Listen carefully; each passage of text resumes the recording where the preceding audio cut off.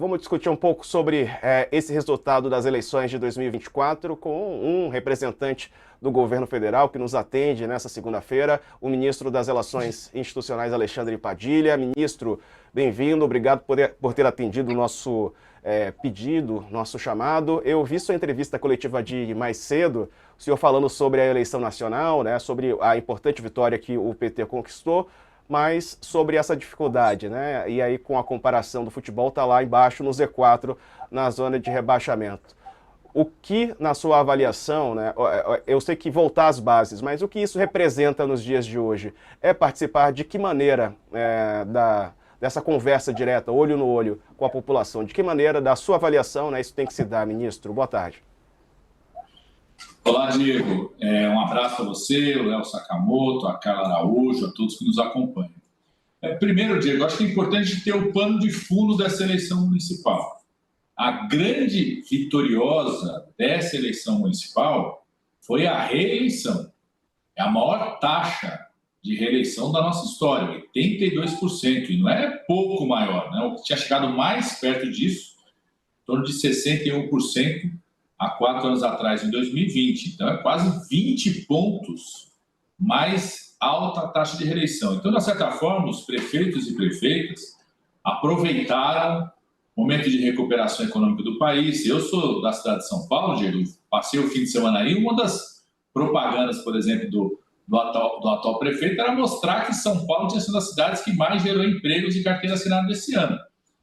Os municípios receberam, nesse 1 ano e 10 meses do governo federal, 67 bilhões de reais a mais em injeção na veia dos fundos municipais, de transferências do aumento do fundo de participação dos municípios, da compensação do ICMS que o Bolsonaro tinha retirado para aquela operação de boca de urna em 2022, do aumento do repasse do Fundeb e da redução da contribuição previdenciária dos municípios. Isso sem contar a retomada de investimentos do PAC, Minha Casa Minha Vida, saúde e educação, e sem contar os mais de 50 bilhões de reais que foram pagos ano passado, esse ano, de emendas parlamentares diretas aos municípios. Então, a grande vitoriosa, esse pano de fundo é importante, inclusive para avaliar o PT, a esquerda, é que a reeleição é um verdadeiro tsunami da reeleição. Então, é natural, se você tem 82% de reeleição, a composição partidária dos municípios que existia há 4 anos atrás se mantém, de uma certa forma, com oscilação entre esses partidos. Embora o PT tenha sido o terceiro partido que mais cresceu em número de prefeituras, aumentou 76% a população governada, né, com o segundo turno, aumentou 27% a mais de votos para prefeito, mesmo não tendo candidato a prefeito em São Paulo, no Rio de Janeiro, em Salvador, que são os 3 maiores colégios eleitorais do país, aumentou em 40% a votação de vereador, né? Então, apesar desses avanços que o PT teve, eu diria, como eu falei hoje de manhã, foi insuficiente para que o PT saísse da parte de baixo da tabela que foi enfiado lá em 2016. Então, o PT está se recuperando papel nas eleições municipais, mas insuficiente ainda. Agora, eu quero reafirmar, Diego, que isso não tem nenhuma relação com a eleição presidencial. Se a eleição municipal tivesse impacto na eleição presidencial 2 anos depois, o Lula nunca teria sido eleito presidente da República, nunca teria sido reeleito, a Dilma nunca teria sido eleita e reeleita, e muito menos o PT teria sido até hoje o único partido a ter ganho a eleição presidencial ou participado dela do segundo turno. É o único que foi ou para o segundo turno ganhou o PT. Então, é por isso que eu falei hoje que o PT continua sendo um partido multicampeão nas eleições presidenciais, mas ainda não saiu do Z4 das eleições municipais, ao qual foi enfiado desde 2016. Ministro, boa tarde, obrigado pela presença, Sakamoto, aqui. No primeiro turno, o senhor tinha feito um balanço, né, de que a eleição... o senhor tinha ressaltado que vários partidos da base do governo Lula haviam vencido, sido vencedores do primeiro turno e no segundo turno também, né, de uma maneira geral, por conta da frente ampla estabelecida para a eleição do Lula, né? Mas por essa leitura, como é que o senhor coloca o MDB de Ricardo Nunes? O MDB de Ricardo Nunes foi vencedor em São Paulo. É possível acreditar isso como um resultado positivo para o governo? Eu diria, Léo, eu coloco numa mesma posição que sempre teve o MDB e outros partidos. Por exemplo, há 4 anos atrás, em 2020, o MDB estava na chapa do Bruno Covas, que ganhou do Boulos, derrotou o candidato apoiado pelo presidente Lula, né? E 4 anos depois, 2 anos depois, em 2022, parcelas importantes e significativas do MDB apoiaram o presidente Lula no segundo turno, inclusive a sua candidata à presidenta, a Simone Tebet. E lideranças importantes do MDB do Estado de São Paulo apoiaram o presidente Lula em 2022, ou seja, não tem uma relação direta pela estrutura dos partidos no país da disputa que eles fazem nos municípios com aquilo que vai ser na eleição presidencial. Historicamente assim, acredito que isso vai continuar acontecendo. Em 2026, na eleição presidencial, o que vai ser avaliado é o governo liderado pelo presidente Lula. É um outro debate, outra ação. O que não significa que tanto o governo quanto o PT não tem que ter aprendizados em qualquer eleição municipal. Certamente o bolsonarismo, se for minimamente inteligente, vai querer aprender, entender por que todos os ex-ministros do Bolsonaro, nenhum deles foi eleito nessas eleições. Os principais ícones da extrema-direita foram derrotados por lideranças que apoiaram o presidente Lula no segundo turno na eleição de 2022.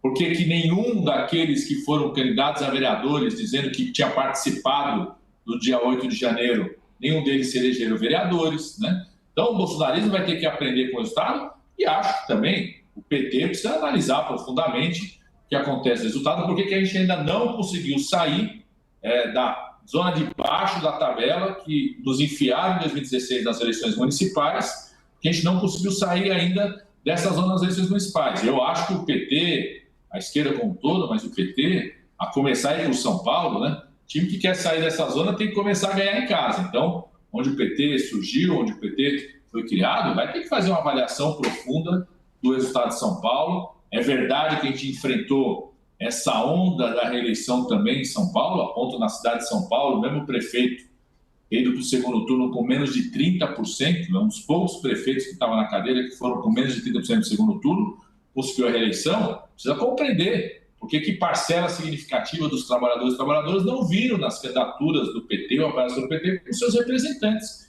em São Paulo. Acho que precisa entender melhor isso para, inclusive, enfrentar os próximos anos e, daqui a 4 anos em eleições municipais, sair dessa tabela, a parte de baixo da tabela de eleições municipais, onde o PT se enfiou, foi enfiado em 2016 e ainda está recuperando, mas não recuperou o suficiente.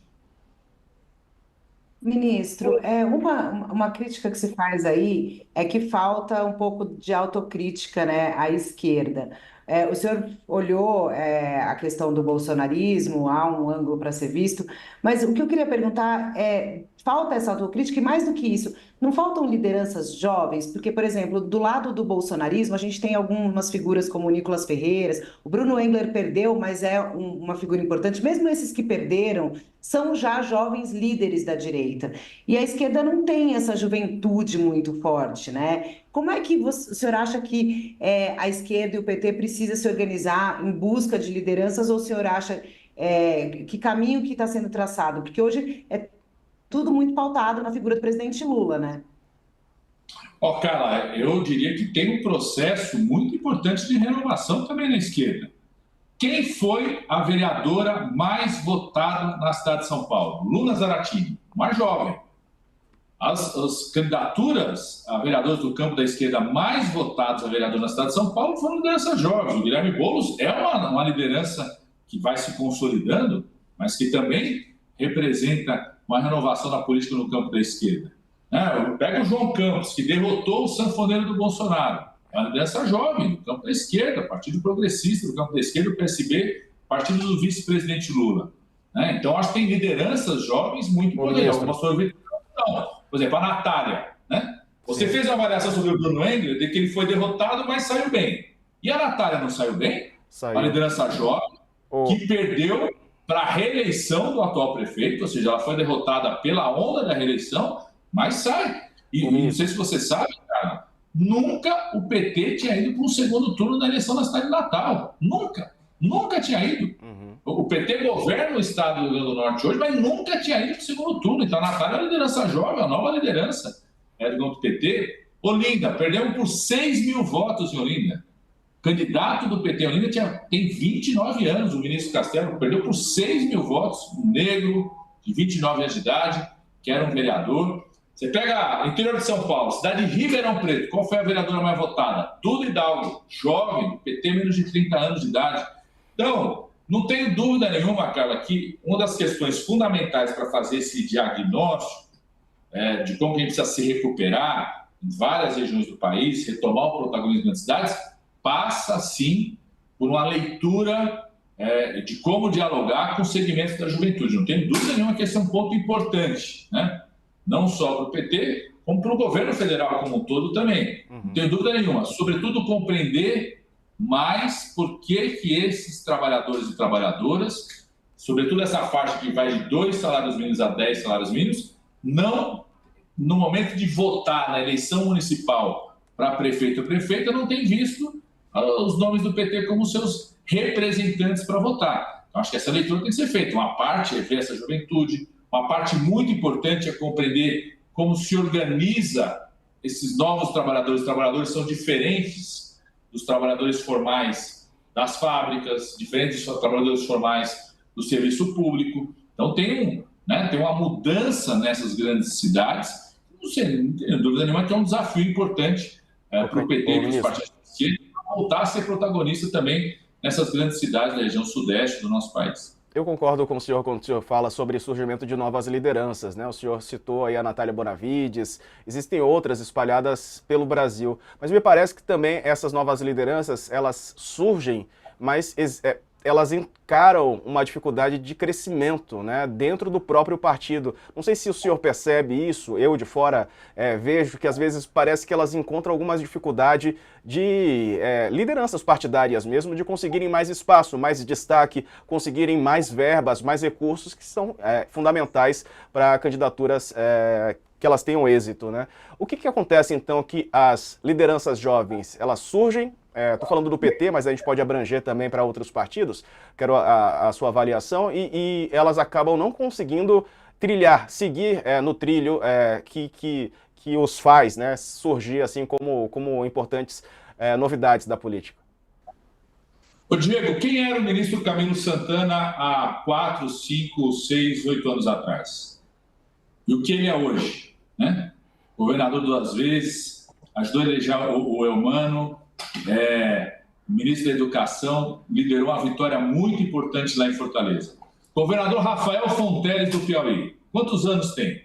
Menos de 40 anos de idade. Governador pelo PT no estado do Piauí, teve um grande resultado. O Fábio Novo foi candidato pelo PT em Teresina, também uma liderança jovem, perdeu a eleição por pouco, foi o maior resultado que o PT já teve na cidade de Teresina. É uma nova liderança que surge, né? Então, você tem novas lideranças surgindo. E eu concordo com você, acho que nós precisamos apostar ainda mais nelas, né? Seja de financiamento, ocupar espaço político, se pensar, né? Qual que é o papel da Natália Bonavides nos próximos anos? Acho que isso é um debate. Acho que o PT, e certamente fará isso, vai ver os resultados, sejam positivos, daqueles que se elegeram, sejam vereadores e vereadoras que se elegeram com altas votações em várias cidades, ou seja, aqueles que perderam por pouco, mas tiveram a campanha muito forte.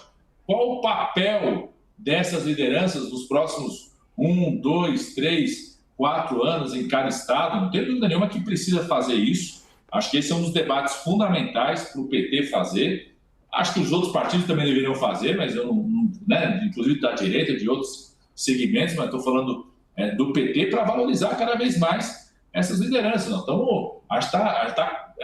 temos uma oportunidade bastante importante de um processo de renovação de um ciclo de novas lideranças, sem abrir mão da maior liderança popular que existe nesse país, que foi fundamental para derrotar uma aventura da extrema-direita, que foi o presidente Lula, que conseguiu derrotar a maior operação de boca de urna já feita no país para tentar ganhar uma eleição, que foi o ex-presidente Bolsonaro, depois de uma tentativa de golpe, que foi derrotado também pela credibilidade, pela experiência e pela autoridade política, legitimidade e capacidade de comunicação da grande liderança popular, que é o presidente Lula. Então, não tenho dúvida nenhuma que o PT precisa estimular essa renovação sem abrir mão de lideranças consolidadas como o presidente Lula, que tem um peso decisivo para esse novo ciclo do nosso país. Ministro, falando novamente agora um pouco da eleição municipal em São Paulo, o senhor afirmou que na sua avaliação o governador Tarcísio de Freitas ele cometeu um crime eleitoral gravíssimo ao afirmar que o PCC havia dado um salve, ou seja, havia dado uma orientação de voto em Guilherme Boulos no dia da votação, ao lado de Ricardo Nunes, né? Na sua avaliação, o que deveria ser feito? Como é que a justiça deveria julgar esse caso, né? Na sua avaliação, o governador Tarcísio de Freitas deve ficar inelegível? Leonardo, não sou eu que vou querer dizer qual que é a decisão final do judiciário em relação a isso, mas tem que ser feito com o maior rigor possível, porque, sinceramente, nem nos governadores biônicos da ditadura ou daqueles eleitos diretamente, eu vi isso acontecer no estado de São Paulo. É um governador, no dia da eleição, colocar o seu candidato do lado, utilizar o poder político de governador convocando a imprensa e disseminar uma mentira absurda como foi essa, porque ele disse que foi interceptado um comunicado. Ele disse que foi interceptado, ou seja, se interceptou um comunicado, o primeiro papel que ele deveria fazer como governador é encaminhar para o TRE, porque senão é prevaricação.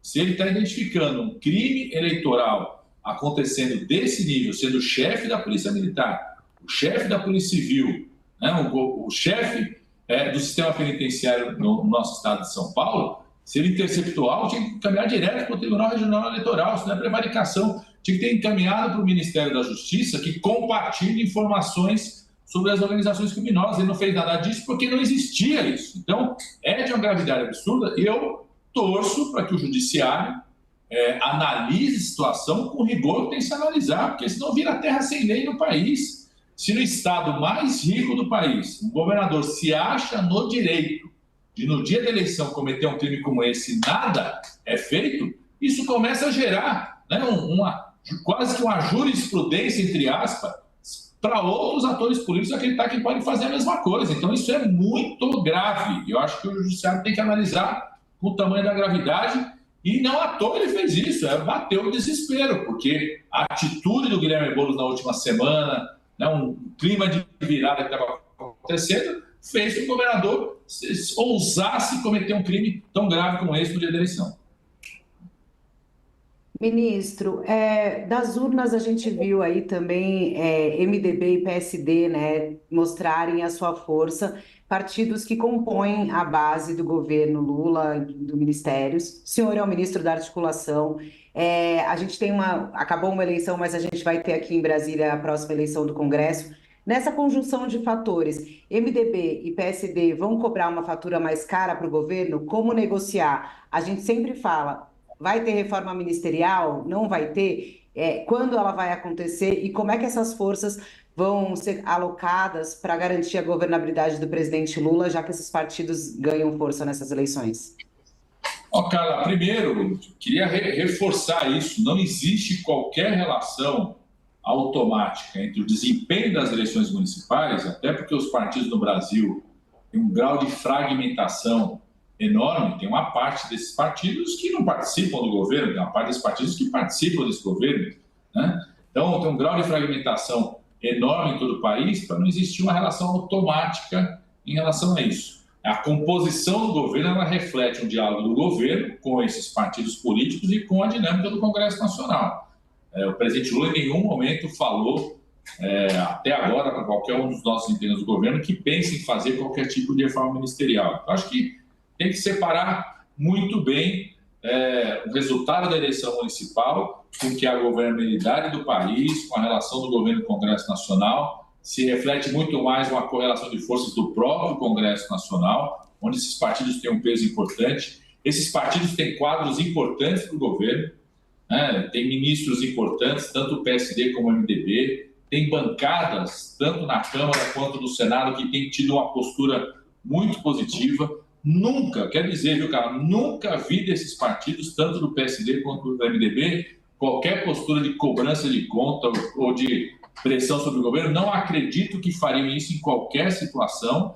E vamos, né? Vários desses ministros tiveram a participação efetiva nessas vitórias. Você pega, né, ministros do PSD, do MDB tiveram participação efetiva, outros são parlamentares que também tiveram uma participação efetiva, né, nessa vitória. Então, quer dizer que não tem uma relação direta entre o desempenho da eleição municipal com o que é a governabilidade, o que não significa que o governo não faça uma leitura sobre esses novos prefeitos que foram reeleitos ou aqueles que foram eleitos, e tem uma agenda, inclusive, de acolhimento desses prefeitos e prefeitas. Nós já vamos fazer agora, a partir da próxima semana, em todas as capitais do país, encontros de acolhimento aos prefeitos e prefeitas, seja aqueles reeleitos, aqueles novos que chegam com as suas equipes, apoiar a transição, fazer parcerias para executar mais ações. Vamos chamar os vereadores e vereadoras também para participar em todas as capitais, em parceria nosso Ministério das Relações Institucionais com a Caixa. Vamos fazer um material, uma cartilha junto com o Ministério do Planejamento, de orientação para esse período da transição. Nós planejamos fazer em fevereiro, no começo do ano que vem, um grande encontro de acolhimento dos prefeitos para mostrar as ações do governo federal, fortalecer parcerias. Então, vamos com a realidade dos novos municípios, seja os reeleitos ou que vão mudar suas equipes, né, ou os novos prefeitos e prefeitas, construir parcerias cada vez maiores para deslanchar os programas federais por todo o país. Quero te mostrar, ministro, uma reportagem que está no nosso site sobre um caso específico que foi Cuiabá.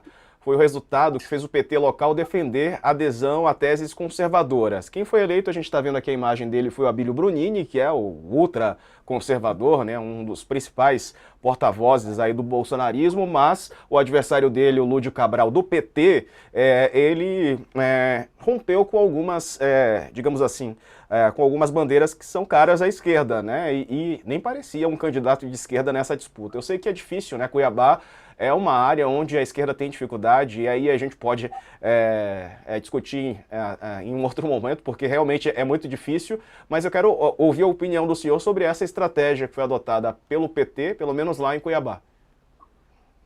Ô Diego, primeiro, o Lula não rompeu com teses ou ações de esquerda, ele rompeu com mentiras que se dizem sobre bandeiras da esquerda.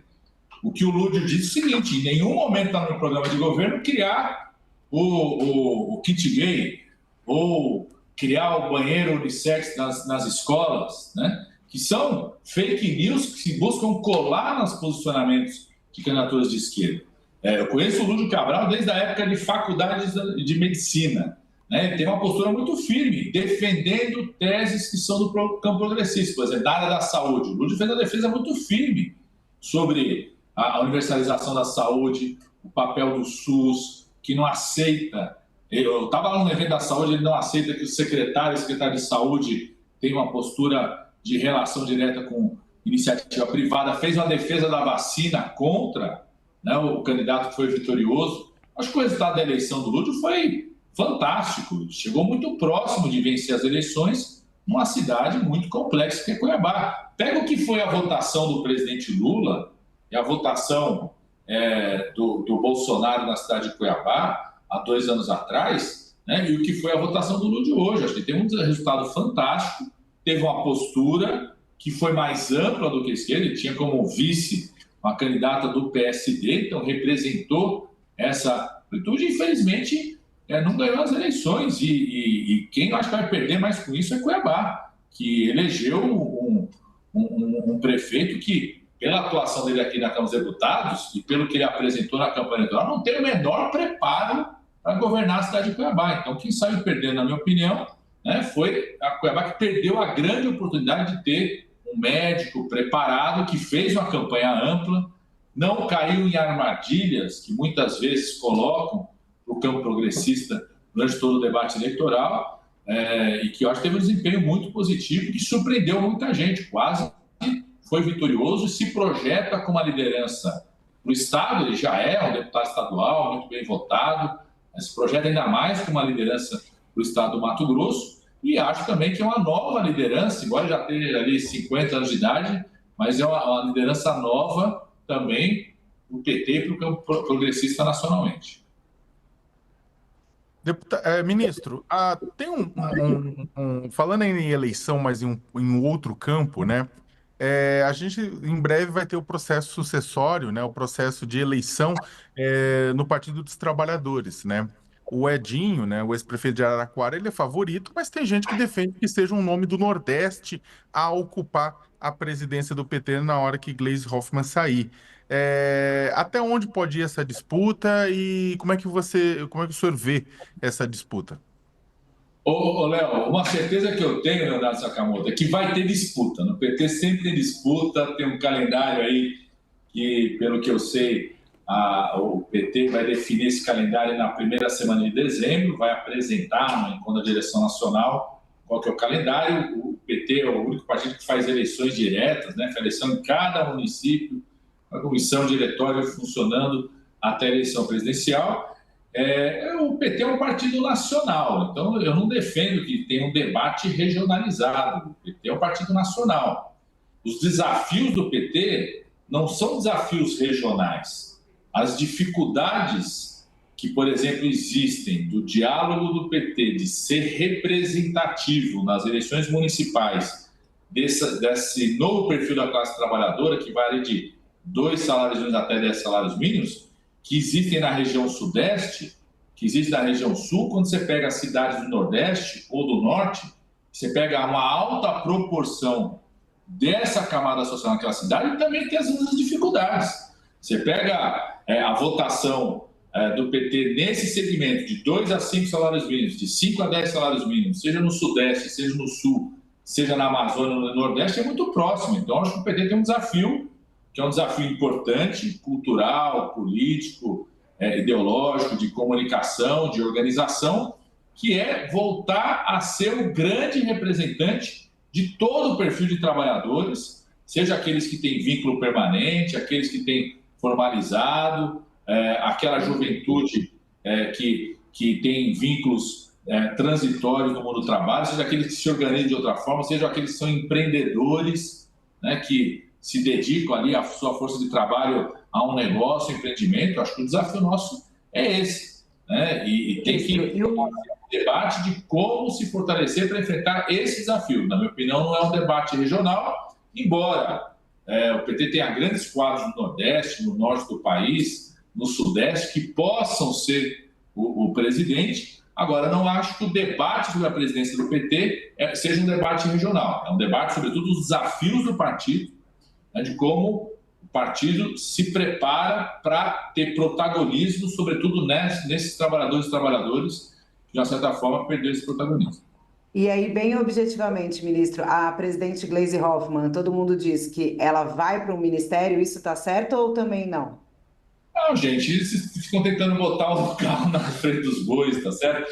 Eu disse, o presidente Lula não fez qualquer debate de reforma ministerial, nunca chegou a discutir nada sobre isso com os seus ministros, nem com os partidos, então não é a discussão que está presente dentro do governo. A presidenta Gleisi tem uma grande missão e cumpre muito bem a sua missão de ser presidente do PT, que é o maior partido, né, de esquerda da América Latina, e tem uma missão agora, vai ter de avaliação do resultado eleitoral, que eu acho que é importante o PT fazer essa avaliação, depois construir um calendário sobre isso. Isso faz com que ela exercite o papel de presidenta por um período desse calendário. Então, essa é uma discussão para frente. Nessa semana, acho que o papel fundamental para o PT é comemorar as vitórias que teve e fazer uma avaliação profunda de alguns resultados que não aconteceram, né? E como se preparar para sair dessa situação definitivamente a qual o PT foi enfiado em 2016 nas eleições municipais.